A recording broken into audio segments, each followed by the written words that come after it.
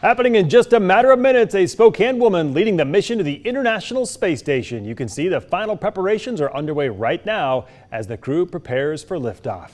At this hour, we are also learning more about why NASA scrubbed Wednesday's launch. NASA saying today trapped air in the hydraulic system led the agencies to reschedule the trip to space. Good afternoon and thank you for joining us for KREM 2 News First at 4. I'm Mark Hanrahan. Whitney is off today. Spokane native Ann McLean is leading that mission right now. While in Earth's orbit, the crew is set to perform dozens of science experiments that can only be done in a gravity-free environment. The crew is scheduled to dock at the ISS at 8:30 on Saturday evening. So that means they'll spend a little more than a day in their capsule. The latest team will replace the crew currently of NASA astronauts in the space station right now. More on that coming up in just a moment. First, though, we want to highlight the local hero on the mission today. We caught up with Ann McLean back in 2019 when she received the YWCA Woman of Achievement Award right here in Spokane.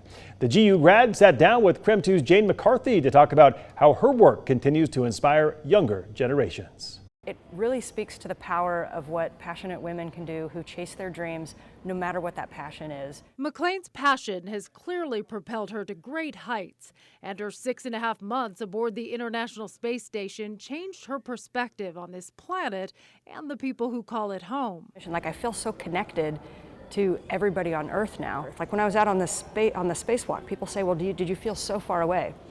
And to me, it was just the opposite, because when I looked at Earth, it was right there.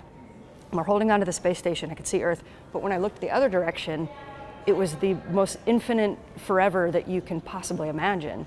And I felt very connected to Earth by this invisible thing called gravity, luckily, that holds up. McLean tells me her time in space really deepened her appreciation about working with people from other countries and cultures. She also realized a new calm she'd never experienced before. So when you get back to Earth, the first thing I noticed was how busy everything was. You know, there's cars everywhere, there's information everywhere, there's phones and emails and calls and people talking to you, and you know, it's this sensory overload that we have all really gotten used to. McLean says she's still getting used to life back on Earth, a physical adjustment that can take about 6 months.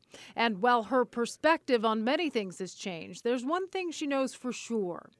Each of us is capable of moving mountains if that's what we choose to do. Most of us have dreams that are pretty lofty, and they're so far from where we're starting out, you know, and so it can seem overwhelming. But it's waking up every morning if you have a dream and just doing one thing in that day to get you a little bit closer.